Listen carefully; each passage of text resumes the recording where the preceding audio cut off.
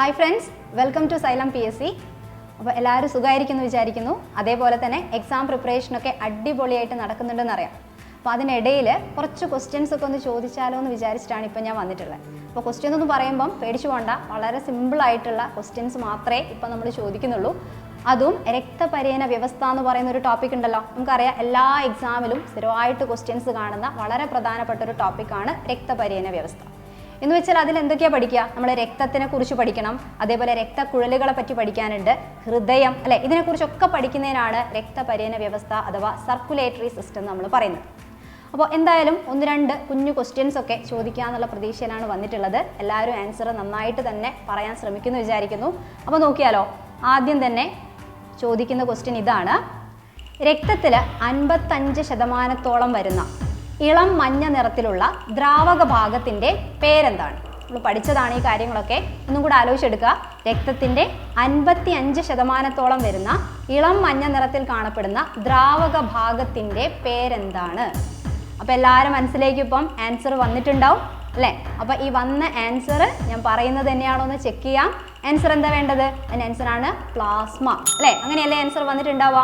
അപ്പോൾ അല്ലെങ്കിൽ ഈ ക്വസ്റ്റ്യൻ എങ്ങനെയും ചോദിക്കാം, രക്തത്തിൻ്റെ ദ്രാവക ഭാഗത്തിൻ്റെ പേരെന്താണ്? Answer plasma. ഇപ്പം ഞാൻ അവിടെ പറഞ്ഞ 55% എന്ന് പറയുന്ന ശതമാനം പ്രധാനപ്പെട്ടതാണ്, ആലോചിച്ച് വെക്കാവുന്നതാണ്. കാരണം 55% ദ്രാവക ഭാഗമാണെങ്കിൽ ബാക്കി 45% രക്തകോശങ്ങളാണ് കാണപ്പെടുന്നത്. അപ്പോൾ റെഡിയല്ലേ? ഫസ്റ്റ് ക്വസ്റ്റ്യൻ കിട്ടിക്കാണെന്ന് വിചാരിക്കുന്നു. ഇനി അടുത്ത ക്വസ്റ്റ്യൻ ഇതാണ്, വളരെ സിമ്പിൾ ആയിട്ടുള്ള അതുപോലെ തന്നെ അത്രയും പ്രധാനപ്പെട്ട അടുത്ത ക്വസ്റ്റ്യൻ ഇതാണ്: ഹൃദയത്തെ ആവരണം ചെയ്തു കാണുന്ന ഇരട്ട സ്തരത്തിന് പറയുന്ന പേരെന്താണ്? ഒന്നുകൂടെ പറയാം, ഹൃദയത്തെ ആവരണം ചെയ്ത് കാണുന്ന ഇരട്ട സ്തരത്തിൻ്റെ പേരെന്താണ്? ആൻസർ കിട്ടിക്കാണെന്നറിയാം. ആൻസർ എന്താണ്? പെരികാർഡിയം. അങ്ങനെ തന്നെയല്ല എല്ലാവരും വിചാരിച്ചിട്ടുണ്ടാവുക, പെരികാർഡിയം എന്നാണ് ഇരട്ട സ്തരത്തിൻ്റെ പേര്. ഇത് ഹൃദയത്തിന് സംരക്ഷണം നൽകുന്നു. അതേപോലെ തന്നെ ഹൃദയം ഇടിക്കുന്ന സമയത്ത് അതിനിടയിലുള്ള ഘർഷണം ഒഴിവാക്കാൻ വേണ്ടി ഈ പെരികാർഡിയം എന്ന് പറയുന്ന സ്ഥലത്തിനിടയിൽ പെരികാർഡിയൽ ദ്രവം എന്ന് പറയുന്ന ഒരു ദ്രാവകം നിറച്ചിരിക്കുന്നു എന്നുള്ള കാര്യം നമുക്കറിയാം അല്ലേ? റെഡിയാണല്ലോ? അങ്ങനെയാണെങ്കിൽ അടുത്ത ക്വസ്റ്റ്യനിലേക്ക് പോവാം. മൂന്നാമത്തെ ക്വസ്റ്റ്യൻ ഇതാണ്, ശ്രദ്ധിച്ച് കേട്ടേക്കണം: ധമനികളെയും സിരകളെയും തമ്മിൽ ബന്ധിപ്പിക്കുന്ന നേർത്ത കുഴലുകൾക്ക് പറയുന്ന പേരെന്താണ്? ധമനികളെയും സിരകളെയും തമ്മിൽ ബന്ധിപ്പിക്കുന്ന നേർത്ത കുഴലുകൾക്ക് പറയുന്ന പേരെന്താണ്? ധമനി, സിര എന്നൊക്കെ കേൾക്കുമ്പോൾ തിരിച്ചറിയേണ്ടതാണ്, ഇതൊക്കെ രക്തക്കുഴലുകൾക്ക് പറയുന്ന പേരാണ്. അപ്പോൾ ആൻസർ എന്താണ്? മനസ്സിലേക്ക് വന്ന ആൻസർ രക്തലോമികകൾ എന്നായിരിക്കും എന്ന് വിചാരിക്കുന്നു. അങ്ങനെയാണെങ്കിൽ കറക്റ്റ് ആണ്, രക്തലോമികകൾ അല്ലെങ്കിൽ ലോമികകൾ എന്ന് മാത്രം പറയാം. ഇംഗ്ലീഷിൽ കാപ്പിലറീസ് എന്നാണ് പറയുക. വളരെ നേർത്ത കുഞ്ഞു രക്തക്കുഴലുകൾക്ക് പറയുന്ന പേരാണെന്ത്? ലോമികകൾ. റെഡിയല്ലേ? അപ്പൊ ധമനികൾ എന്ന് പറഞ്ഞാൽ ആ രക്തക്കുഴൽ എന്താ ചെയ്യുന്നത്? ഹൃദയത്തിൽ നിന്നും രക്തത്തെ സംവഹിക്കുന്ന കുഴലാണെന്ത്? ധമനികൾ അഥവാ ആർട്ടറീസ് അല്ലേ? അതേപോലെ ഹൃദയത്തിലേക്ക് രക്തം കൊണ്ടുവരുന്ന കുഴലുകളാണ് സിരകൾ. ഇവയെ തമ്മിൽ ബന്ധിപ്പിക്കുന്ന വളരെ ചെറിയ നേർത്ത രക്തക്കുഴലിന്റെ പേരാണ് ലോമികകൾ. അപ്പോൾ അതിന് ആൻസറും കിട്ടിക്കാണെന്ന് വിചാരിക്കുന്നു.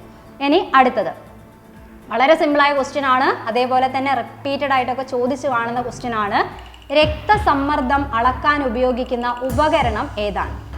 രക്തസമ്മർദ്ദം അളക്കാൻ ഉപയോഗിക്കുന്ന ഉപകരണം ഏതാണ്?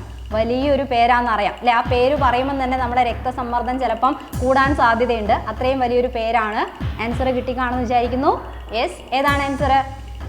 ഏതാണ്? സ്ഫിഗ്മോ മാനോമീറ്റർ. റെഡിയല്ലേ? ആ ഒരു ആൻസർ ആണെങ്കിൽ കറക്റ്റ് ആണ്. ചിലരുടെ മനസ്സിൽ എന്തായാലും സ്റ്റെതസ്കോപ്പ് ചിലപ്പോൾ ഓടി വന്നിട്ടുണ്ടാവുമെന്ന് അറിയാം. സ്റ്റെതസ്കോപ്പ് എന്തിനുള്ളതാണ്? ഹൃദയസ്പന്ദനം അല്ലെ അളക്കാനുള്ളതാണ്, ഹാർട്ട് ബീറ്റ് അളക്കുന്നതാണ്. അത് ശരിയാണോ എന്ന് പരിശോധിക്കുന്ന ഒക്കെ ഉപകരണമാണ് സ്റ്റെതസ്കോപ്പ്. ഇത് രക്തസമ്മർദ്ദം എന്ന് പറയുമ്പം നമ്മളെ ബ്ലഡ് പ്രഷറാണ്, അത് അളക്കാൻ ഉപയോഗിക്കുന്നതാണ് സ്ഫിഗ്മോ മാനോമീറ്റർ. ഓക്കെ, ഇനി അടുത്ത ക്വസ്റ്റ്യനിലേക്ക് പോയാലോ? നെക്സ്റ്റ് ഇതാണ്: ഒരു മിനിറ്റിൽ ശരാശരി എത്ര തവണ ഹൃദയം സ്പന്ദിക്കുന്നു? ഒരു മിനിറ്റിൽ ശരാശരി എത്ര തവണ നമ്മുടെ ഹൃദയം സ്പന്ദിക്കുന്നു എന്നാണ് ക്വസ്റ്റ്യൻ. എത്ര തവണയാണ്? ഒരു ഡിജിറ്റാണ് അല്ലേ? ഒരു നമ്പർ നമ്മൾ ആലോചിച്ച് വെക്കേണ്ടതാണ്. ശരാശരി ചോദിക്കുമ്പോൾ കൃത്യമായിട്ടൊരു ഡിജിറ്റ് ഉണ്ട്. ആ ഡിജിറ്റ് 72 എന്നതാണ്. അതല്ലേ മനസ്സിൽ വന്നിട്ടുണ്ടാവുന്ന ആൻസർ? 72 ആണെങ്കിൽ കറക്റ്റ് ആണ്. ഒരു മിനിറ്റിൽ 72 തവണ ഹൃദയം സ്പന്ദിക്കുന്നു. ഇനി അടുത്ത ക്വസ്റ്റ്യനിലേക്ക് പോയാലോ? ശരീരത്തിലെ പ്രതിരോധപുര അല്ലെങ്കിൽ ആയുധപുര അല്ലെങ്കിൽ പട്ടാള ക്യാമ്പ് എന്നിങ്ങനെയെല്ലാം വിശേഷിപ്പിച്ചിട്ടുള്ള അവയവം ഏതാണ്? ഒരിക്കൽ കൂടെ പറയാം. ശരീരത്തിലെ പ്രതിരോധപുര അല്ലെങ്കിൽ ആയുധപുര, പട്ടാള ക്യാമ്പ് എന്നിങ്ങനെയെല്ലാം വിശേഷിപ്പിക്കുന്ന അവയവം ഏതാണ്? ഏതാണ്? ആൻസർ വന്നിട്ടുണ്ടാവും അല്ലേ? ചിലപ്പോൾ 2 പേരുകളൊക്കെ മനസ്സിൽ വന്നിട്ടുണ്ടാവും. ഒന്നതിൻ്റെ മലയാളം പേരും ഒന്നതിൻ്റെ ഇംഗ്ലീഷ് ടേമൊക്കെ വന്നിട്ടുണ്ടാവാം. ആൻസർ ഇംഗ്ലീഷിലാണെങ്കിൽ സ്പ്ലീൻ എന്നാണ് പറയുക. മലയാളം വാക്കാണെങ്കിൽ പ്ലീഹ എന്നുള്ള ആൻസർ ആയിരിക്കും വന്നിട്ടുണ്ടാവുക അല്ലേ? റെഡി ആണല്ലോ? അങ്ങനെയാണെങ്കിൽ അടുത്ത ക്വസ്റ്റ്യനിലേക്ക് പോയാലോ? നെക്സ്റ്റ് ഇതാണ്. ഒരു ഹൃദയസ്പന്ദനത്തിന് എടുക്കുന്ന സമയം എത്രയാണ്? ഒരു ഹൃദയസ്പന്ദനം എന്ന് പറഞ്ഞാൽ ഒരു പ്രാവശ്യമുള്ള നമ്മുടെ ഹാർട്ട് ബീറ്റിന് അല്ലേ എടുക്കുന്ന സമയം എത്രയാണ്?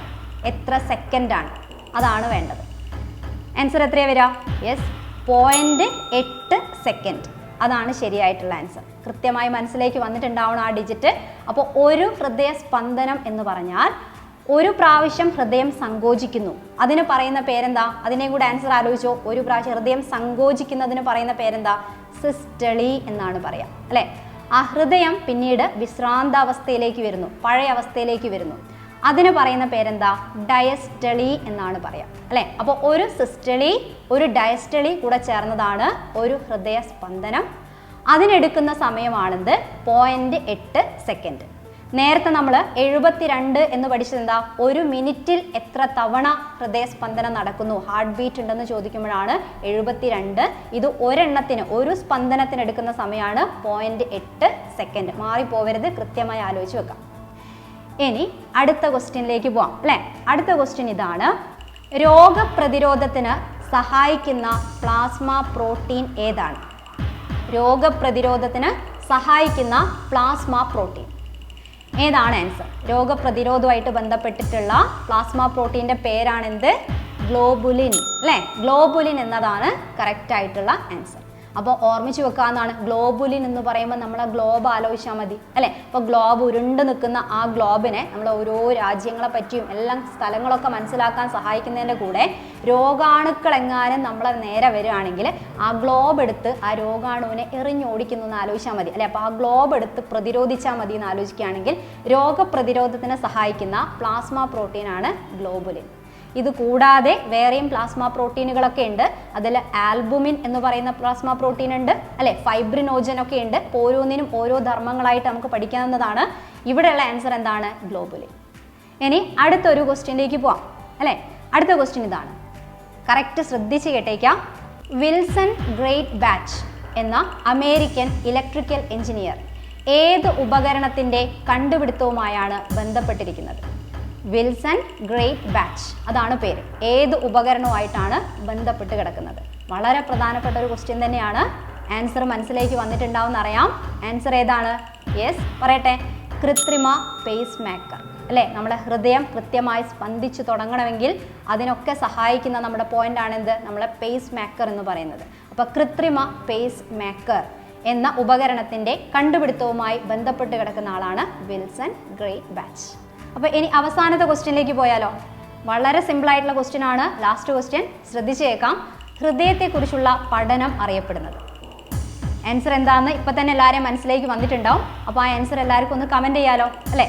അപ്പോൾ ഇന്നത്തെ നമ്മൾ ഇത്രയും ക്വസ്റ്റ്യൻസ് കേട്ടതിൽ ചിലർക്ക് എല്ലാത്തിൻ്റെയും ആൻസർ കൃത്യമായി ചെയ്യാൻ കഴിഞ്ഞിട്ടുണ്ടാവും.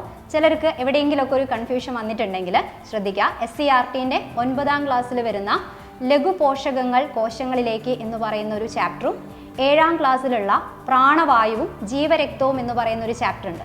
ഈ ചാപ്റ്റേഴ്സിലൂടെ പോവുകയാണെങ്കിൽ നിങ്ങൾക്ക് കൃത്യമായിട്ട് ഇതിനുള്ള ആൻസേഴ്സ് ഒക്കെ കിട്ടുന്നതാണ്.